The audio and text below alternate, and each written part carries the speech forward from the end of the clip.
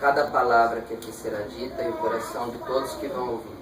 Ave Maria, cheia de graça, o Senhor é convosco. Bendita sois vós entre as mulheres, bendito é o fruto do vosso ventre, Jesus. Santa Maria, Mãe de Deus, rogai por nós, pecadores, agora e na hora da nossa morte.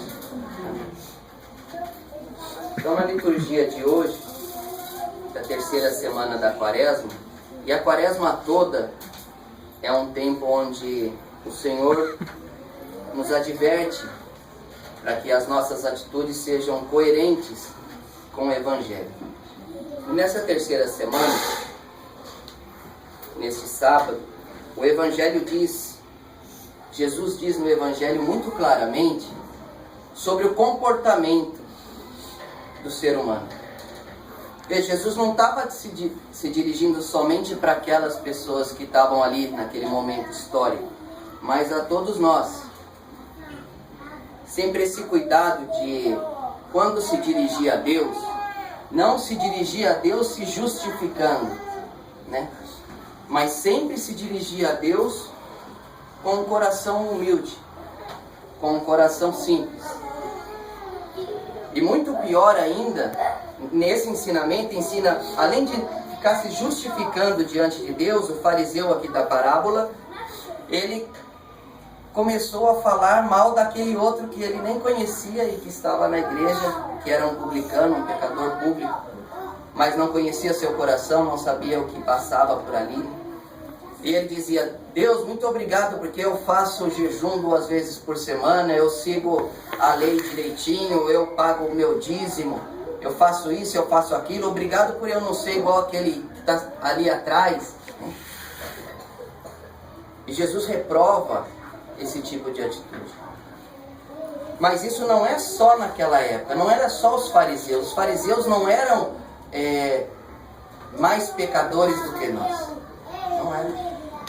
Os fariseus eram homens e mulheres como nós, que buscavam também a lei. E Jesus veio mostrar que o importante, o coração da lei é a misericórdia. Ele quis mostrar assim, não agrada a Deus ver o cumprimento das normas em si. Não é isso que agrada a Deus. Mas toda a lei que Deus manda para o seu povo, toda a lei que Deus coloca na igreja, as leis da própria igreja católica, tudo isso é para educar o nosso coração para a misericórdia.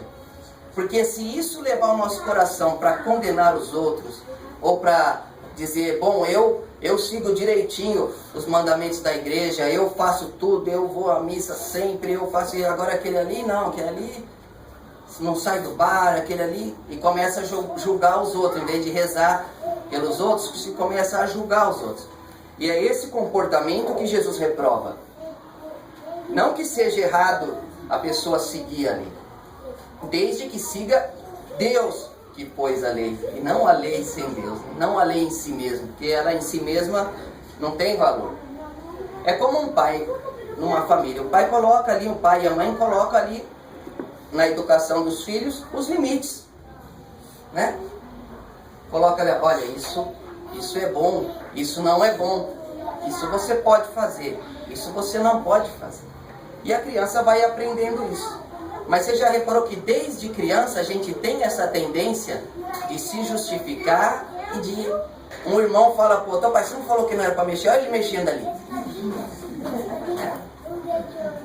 A gente tem essa tendência, então nós não somos em nada melhores do que os fariseus. Em nada. Então a lição é também para nós, para nossa comunidade, para as nossas famílias, de não se preocupar com o que o outro está fazendo de errado, no sentido de querer condenar, mas se preocupar sim em ajudar a acertar.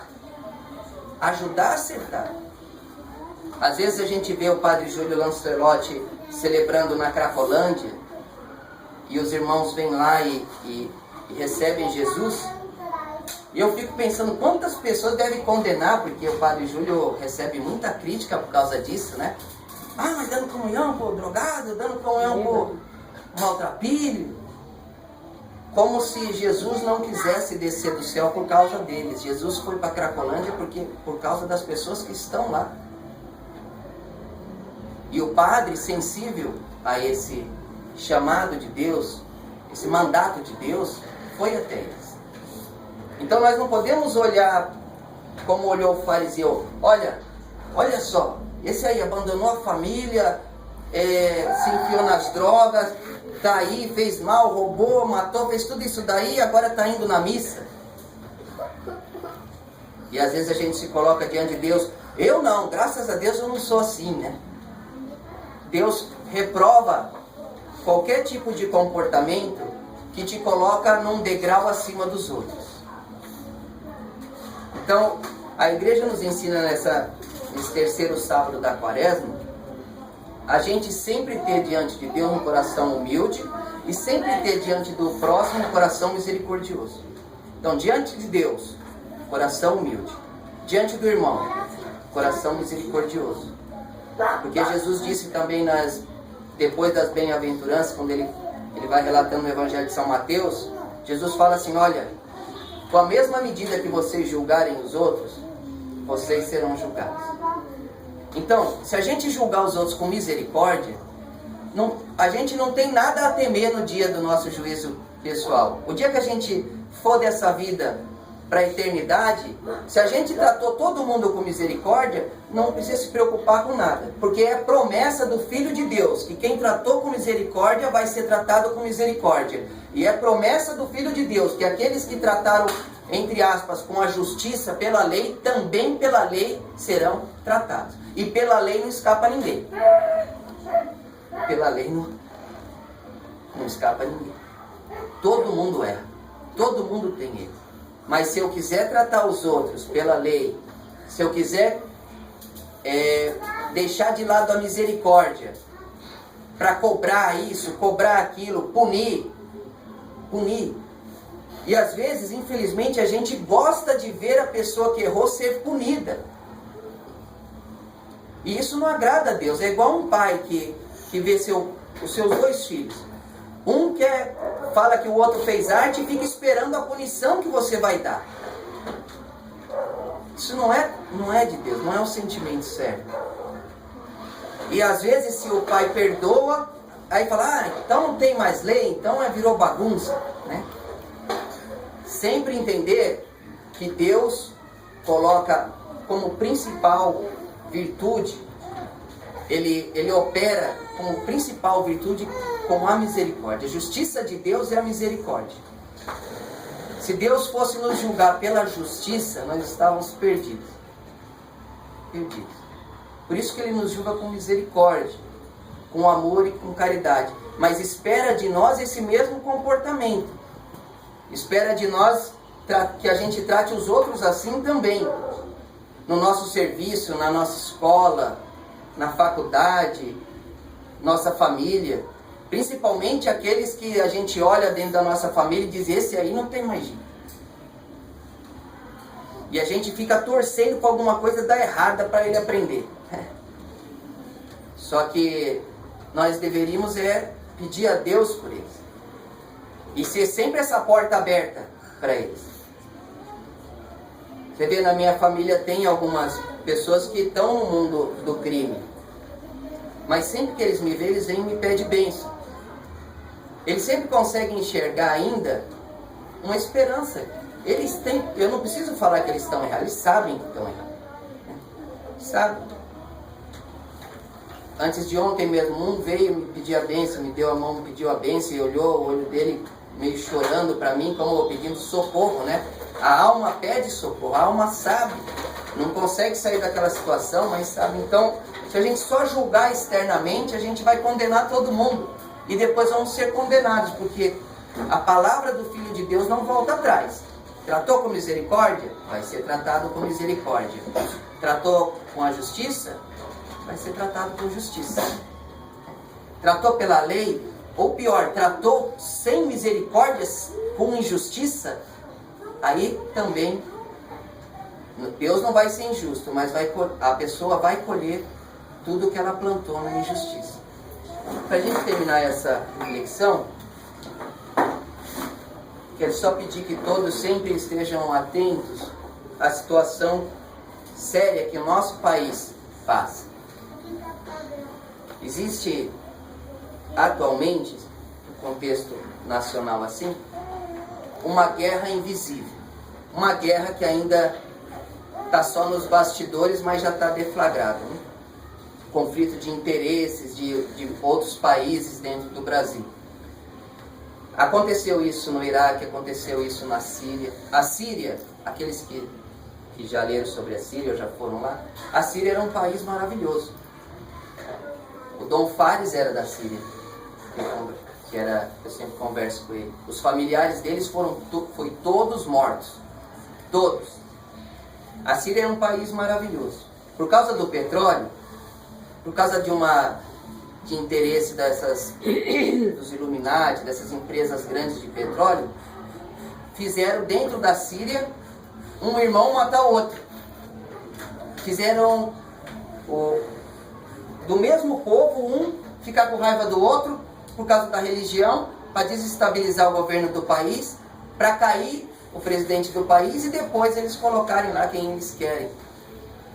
Isso à custa de sangue de muita gente. Então aqui dentro do nosso país, principalmente na região da Amazônia, o país é muito rico em minério. Então existe interesse tanto do lado dos americanos, com a direita, e do lado dos russos e da China, na esquerda. O que eles querem fazer aqui no país? Uma guerra civil entre nós. Então, a briga deles, uns vão armar a direita, outros vão armar a esquerda, e os filhos da nação vão se matar por causa de ideologias.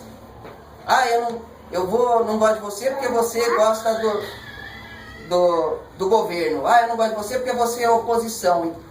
E isso vai gerando, e isso é bem mais grave do que eu estou falando aqui. Eu não vou entrar em detalhe, mas eu peço que a gente tenha essa consciência de que devemos rezar, devemos pedir a Deus. Nossa Senhora em Medjugorje disse que tudo pode ser mudado pela oração. Tudo pode ser mudado pela oração. Mas a gente não pode ficar igual ficou o povo na época de Noé. Noé dizia, vai vir um dilúvio, vamos entrar na arca para vocês não morrerem.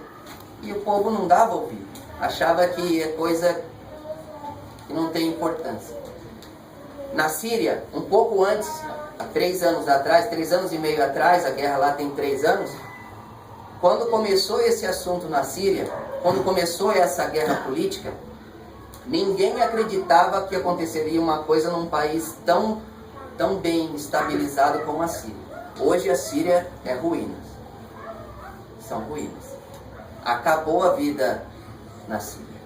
Lá é só morte. A gente vê na internet, se vocês virem, não tem mais quase nada, não tem mais prédio, tem tudo caído com bomba e bomba e bomba e bomba. Então o povo sírio pagando uma guerra entre duas potências, né? E eles querem fazer isso aqui também. Então, qual é a postura da igreja? A CNBB mandou uma nota. A CNBB ontem escreveu uma nota, né? O cardeal Damasceno, dizendo que a nossa postura como igreja é a postura de rezar e de não se deixar influenciar por ideologias, nem de direita nem de esquerda. Nós somos do Cristo, o que está no meio entre os dois ladrões. Nós somos do Cristo. Então, sempre o que depender de nós, oração, diálogo e comunhão. Sempre tentar intermediar os conflitos. Não, mas peraí, mas vocês eram amigos, agora vocês estão inimigos por causa de esquerda e de direita. Eu já vi missionário nosso discutindo, às vezes, no WhatsApp, um gosta de uma coisa, outro de outra. Então, onde é que nós vamos parar isso? Então, que todos nós tenhamos sempre no nosso coração, e para os missionários eu peço isso como fundador da comunidade, para que todos rezem nesse sentido, para que Deus preserve o Brasil desse flagelo de uma guerra civil. Louvado seja nosso Senhor Jesus Cristo. Para sempre seja louvado.